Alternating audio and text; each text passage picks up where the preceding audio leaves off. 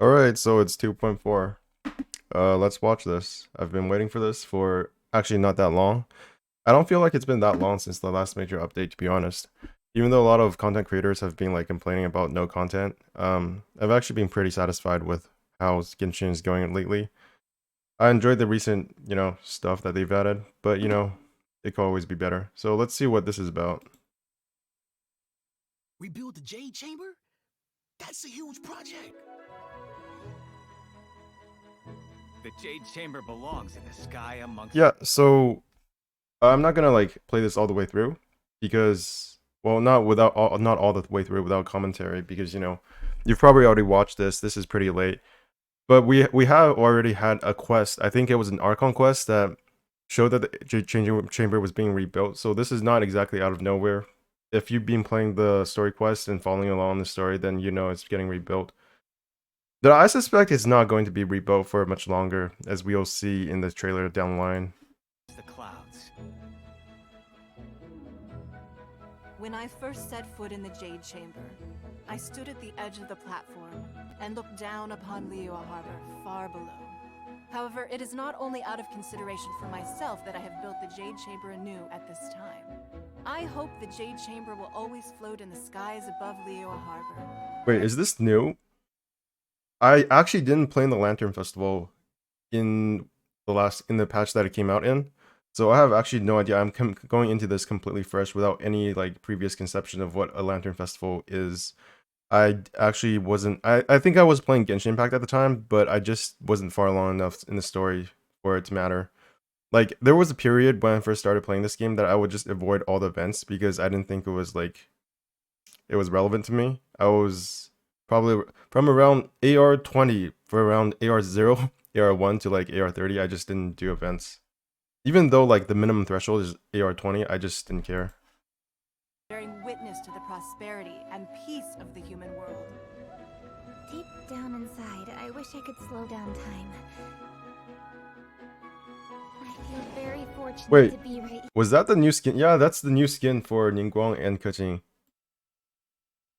Damn, it actually looks way better from the back than it does from the front. I'm not sure if it's because it's just showing more skin, but I do play Keqing, but I haven't built her up, which means that, she's pretty lackluster, even if Be right here. she's just okay.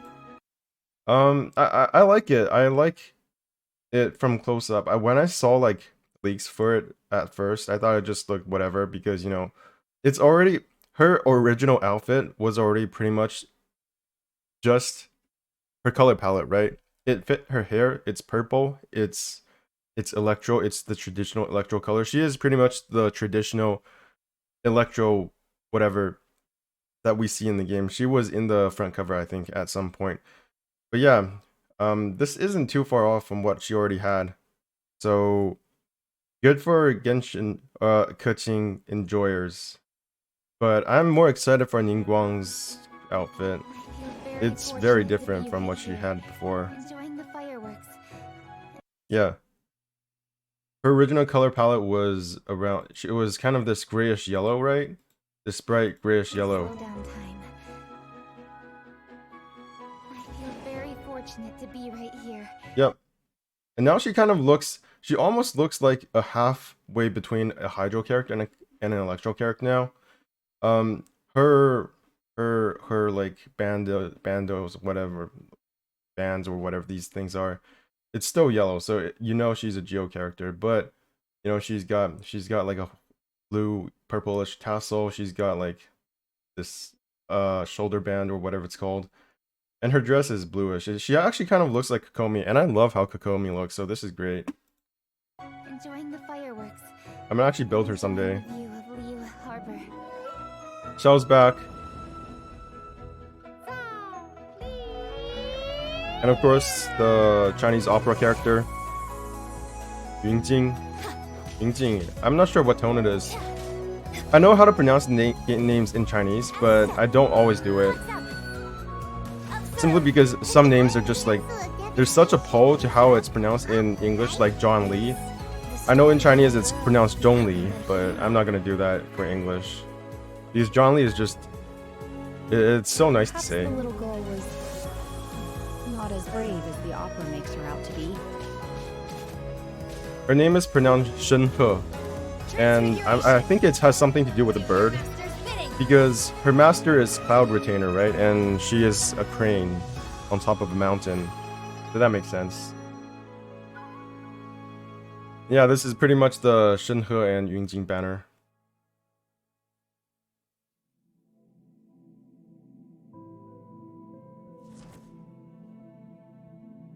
The fate of this world is already I've gotta say, I was a tiny bit put off by the voice at first.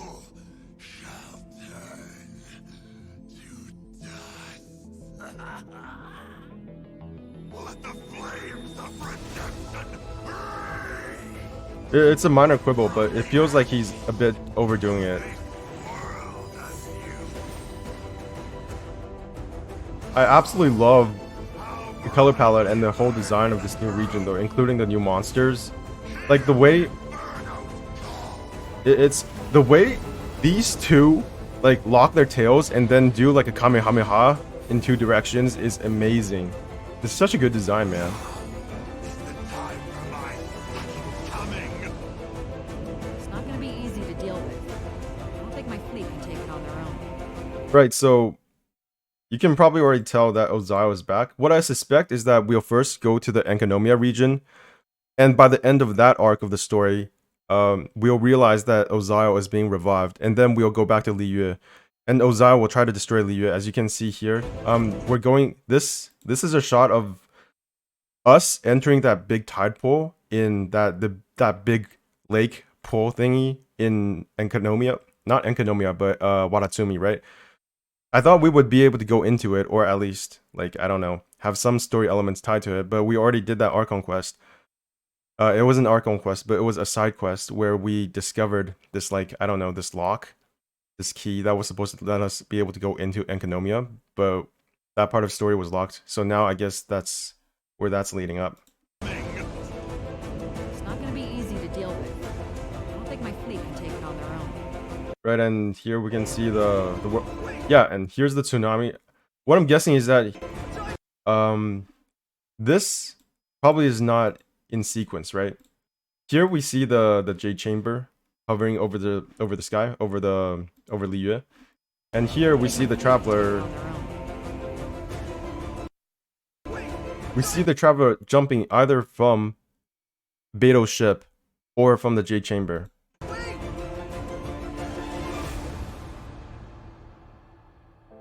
And this is either after the battle with Ozio when the Traveler gets like defeated, or it's during a fight in Enkanomiya. But I am guessing that this is with the fight with Ozio, because we can see the sky, even though it's not like entirely clear. I think this is the sky, and this is a pillar in Liyue's harbor.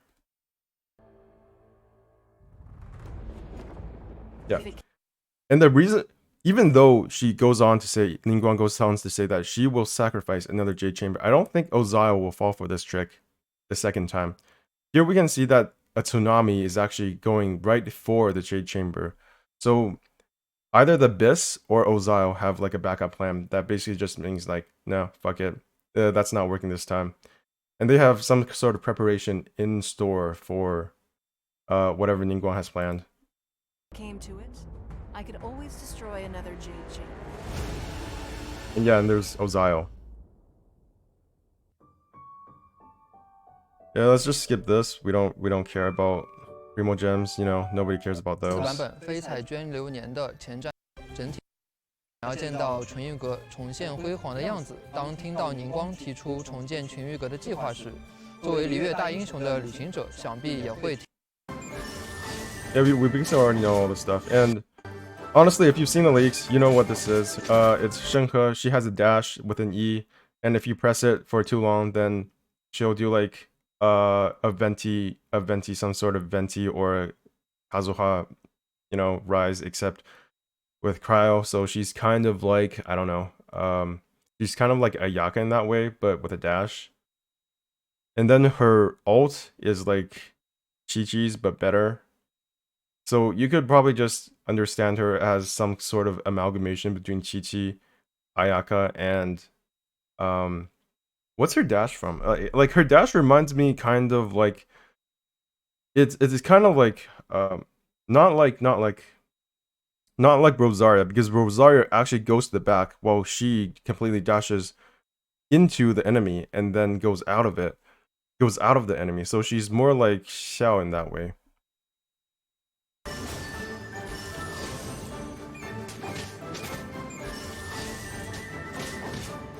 Right. What you see here, that this isn't, I don't think this is her ult. That's her E, right? That is her E. And she puts down her ability, and I think it does some sort of lasting damage, sort of like a Komi's jellyfish.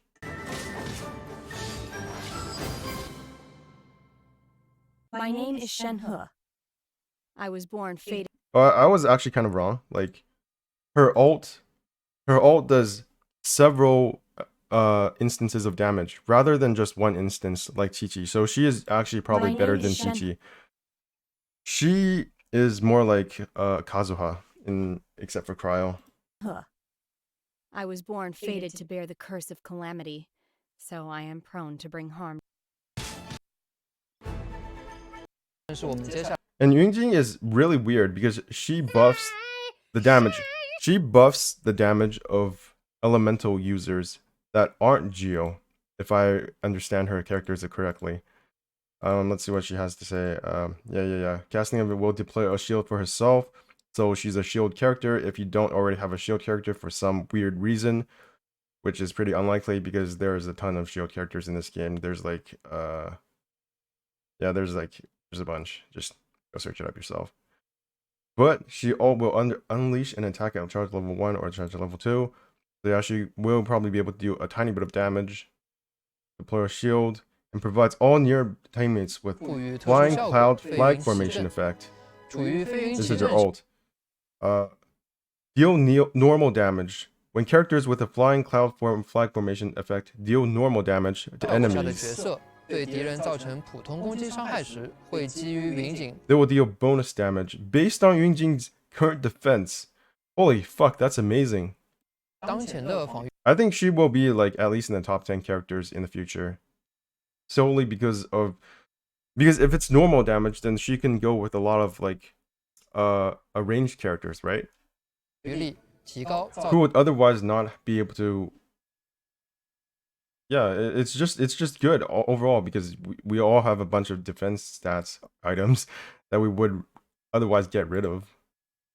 And it's always good to have more characters based on defense and based on health, because otherwise it's just terrible for farming artifacts. Like I farm artifacts every single day, and every time I see a character with defense or health, I just want to kill myself. And of course, he's going to design. It always amazes me how much effort they put into design. Like, this is amazing. This shit, I live for this shit. This is more than the world, more than the combat, more than the difficulty of this game, because there is none. It's the characters, right? This is what people wish for. This is what people spend $10,000 for. Yeah, we have Xiao and Ganyu, and Yunjin is going to be one of the 4-star characters. Who knows what the other characters are going to be. I hope it's not one of the ones I've C6'd, because that would be horrible. And I might have to skip this banner. I really don't want to. This banner is stacked, man. It has Xiao, another dash character, along with Ganyu. I've been thinking of trying to collect all the dash characters I can. I really want a team that can just like zoom all the way through enemies and then just like clear them all without having to even like stand up or be stationary at any single time. I just love the idea of being a Sonic team. And yeah, if you don't have Zhongli already, then you can get him, or more likely Ganyu, because we all know she's broken. There will be hangout events for Yunjing and Ningguang, which is great. I think what they're doing is that they're going to have new hangout events for all the new 4-stars, which is great, because some of the previous 4-stars have kind of been left in the sideline, on the wayside, in the trash can, in the dustbin, so to speak. And here we've got all the events, the new events, which is great. We'll be getting what? How many wishes? That new wishes? Yeah. Versus blah blah blah. 10 intertwined fates. That's great. A new character outfit for free for Ningguang. Paid character outfit Kaching, but that's on discount. And just more gifts. So yeah, that's basically all this 2.4 will be. We're getting a new region. We're getting more wishes. We're getting 4 new banners. Well, not completely new banners. There'll be the say 2 banners with the same 4 stars, but we'll have 4 or 5 star characters to choose from, which is great. I did not think. One thing I did not suspect, I did not expect, was that they would have one old 5-star character along with a new 5-star character, because to me that means that it will cut into the profits of the new 5-star character, because more players will want to get the old 5-star character like Xiao. But I think we're at the point that there's so many characters now that MiHoYo probably does not care. It's just like they're just letting all out now. And I think in the future they might put more 5-star characters into the normal banner. Maybe that's just copium from me. Maybe it's not. Actually, I'm not sure if that would be a good thing, because if they do put newer 5-star characters or older 5-star characters that aren't on the normal banner into the normal banner, then that means we have less chance of getting that character. Even though like we'll have chances of getting in the normal banner, we know that that's not going to work out in reality, right? Because some of the hardest characters to get are actually the oldest characters, like Kaya, like Jean, like who else is it? Basically all of the starting characters like Lisa, Kaya, I don't know who else, but those 2 characters are super hard to collect constellations for. Even if you do want Kaya, who is awesome for AoE damage, you can't get it because he's never on the banner. He's never on a special banner with bonuses to his drop rate. So I'm not even sure if I want more 5-star characters in the normal banner, because pulling on the normal banner is already so bad. It doesn't really make sense for the player. So what they're doing is actually great. I think the way they're doing the banners is more player friendly than just putting them on the normal banner. And yeah, here you can just see that they've put a whole shitload of effort into the new region. We're going below Watatsumi. We're going to Enkanomiya. We're probably going to meet Ozao there somewhere. He's probably behind some shit. Or maybe it's the Abyss. We're getting another Abyss Lector. Tons of new shit. And we're getting... I think we're getting the Wave Rider, or whatever the ship is called, in areas outside of Watatsumi as well. So that's always nice. So yeah, I'm super excited for this 2.4. I am a bit disappointed that I haven't saved up as much Primo Gems as I should, because I want Zhongli, I want Shenhe, I want Yunjing, I want Xiao, but I will probably only be able to get one of those characters if I'm lucky, because I have not... my last character was a win on the 50-50. I got fucking Tartaglia. Anyways, I hope you enjoyed my reaction or whatever. Honestly, I'm just so excited. Like and subscribe or whatever that is. Who cares? See you guys next time.